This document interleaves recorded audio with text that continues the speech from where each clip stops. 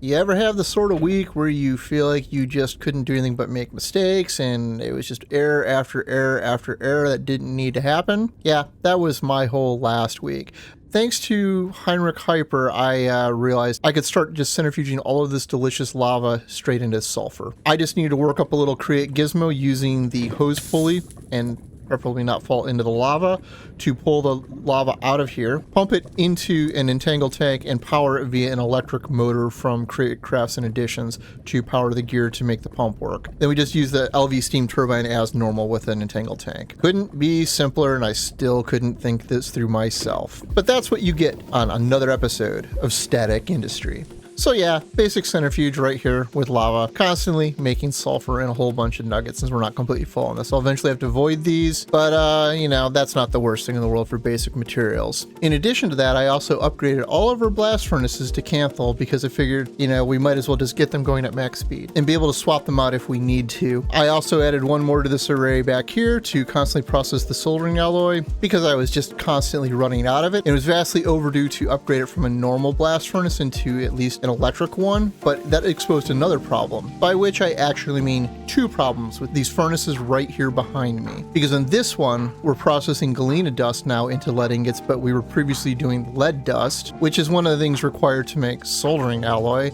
The other which is tin, which there's now a lever on this one so that we can turn this one off because there's no alternative for this. And while we have 23,000 of the ingots, this is not maxed out on our storage yet, so we're not generating dust. As long as we don't run out of the soldering alloy, I can leave this turned on until it catches up, and then we just will always have a surplus going forward, so it shouldn't be a problem. And while we're down here, I did another big upgrade down here. I removed the coke ovens and replaced them with a pair of pyrolysis ovens, both of which are currently turning coal dust into coke dust at a slightly better rate than the coke ovens were and a lot faster, as well as generating a bunch of creosote. And because they're generating creosote, I'm having them dump it out into this diesel generator, which is keeping them powered without any extra inputs. I don't need to do steam here. I could probably also power this elsewhere.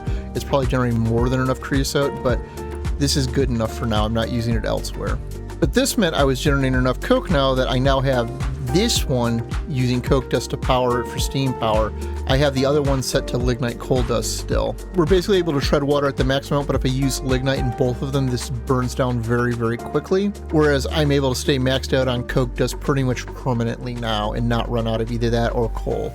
So yeah, all of the prep work for this week's episode was basically getting all of the little inefficiencies that have been plaguing me for a while slowly straightened out. We still have a bunch more to go, but this is at least a starting spot because today I really do intend to try to get to the turbo machine hull. We'll see if we actually get there, because first we need to make the polytetrafluoroethylene, which is a big nasty chemical chain on its own, as well as all of the digital circuit components to finally make the digital circuit to make the turbo machine hull. Possibly a bit of a tall order, but we will see where we are at. So the polytetrafluoroethylene requires all of these other fluids, and it's a pretty big rabbit hole. Because to make it, we need to make tetrafluoroethylene combined with oxygen, which requires hydrofluoric acid and chloroform, neither of which of these we have yet.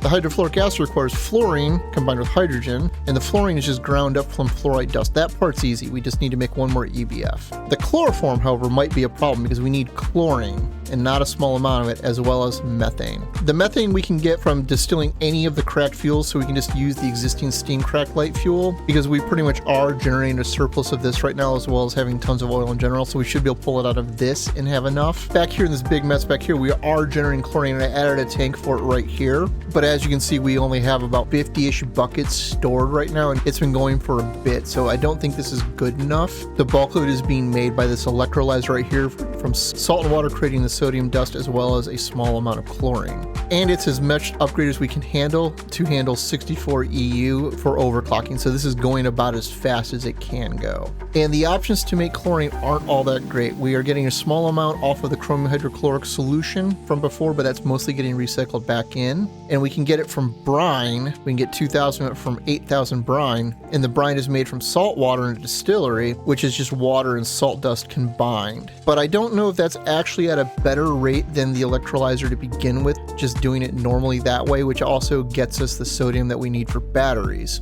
and we're going to need a lot of them for the turbo machine hull. So I think I'm just going to end up making another one over here and combine it with all of the rest of them in an array over in this area. So I guess let me spare you the boring parts and go make a whole bunch of machines and get this all set up, right? Get it all done in one take, yeah. A couple minutes in and I'm already derailed. I decided just to build a second drilling rig to do the saltwater, since it does it at a much faster rate via the oil drilling rig, and it only requires bronze drills, so that's not that big a deal.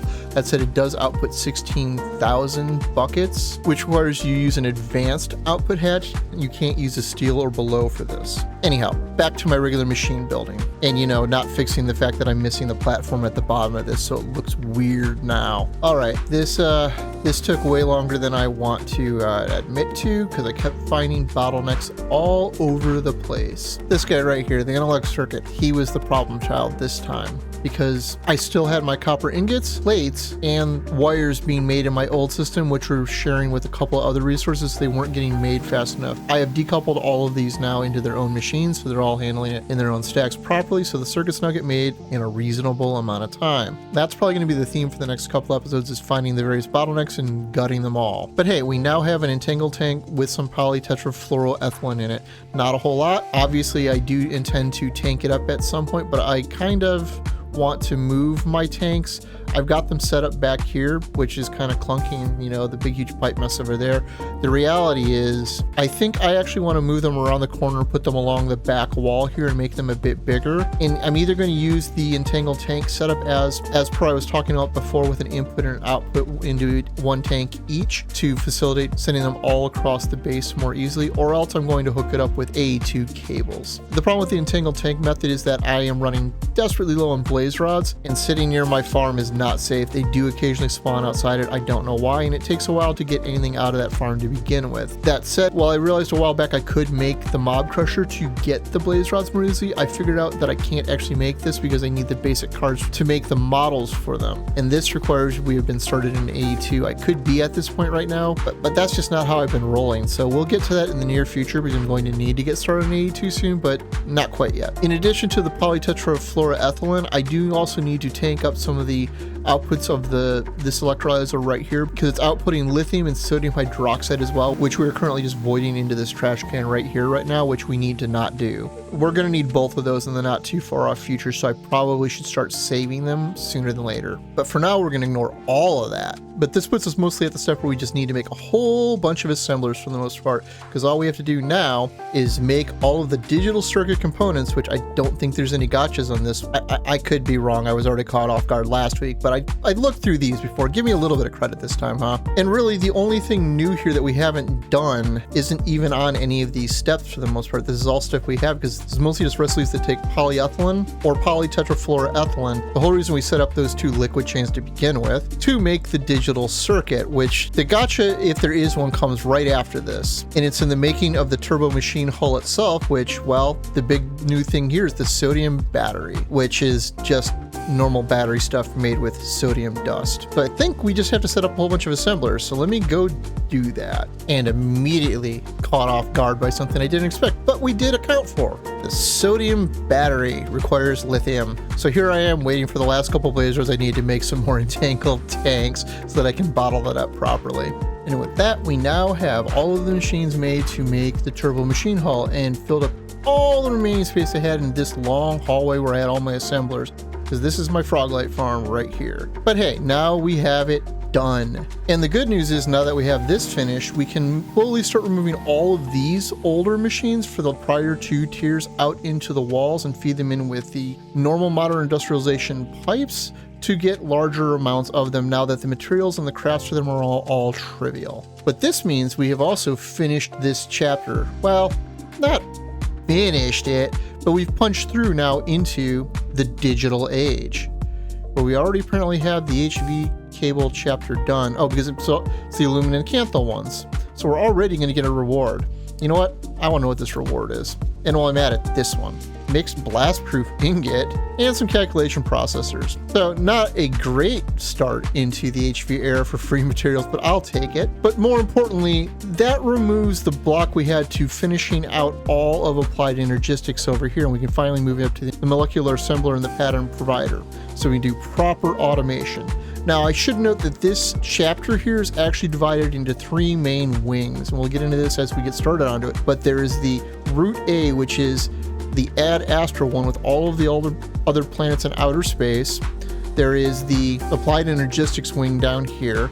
And then there's the Modern Industrialization stuff in this direction, as well as some Tech Reborn things. Now, I should note that before we can truly move into the HV era there, we are going to have to do some more cleanup, because this took me quite a while to get those last couple of assemblers set up, because I discovered even more bottlenecks that we're going to have to clean up and start taking care of. Basic stuff like this chain right here, where I'm turning cobblestone into gravel and gravel into sand, and turning the sand into glass. That was all originally being handled downstairs by these machines over here, right here, but we've got to go through and clear out all of this stuff that was processing all the old remaining things. I have started removing some of the stuff as we've been clearing out some of the macerators and whatnot that have been making them.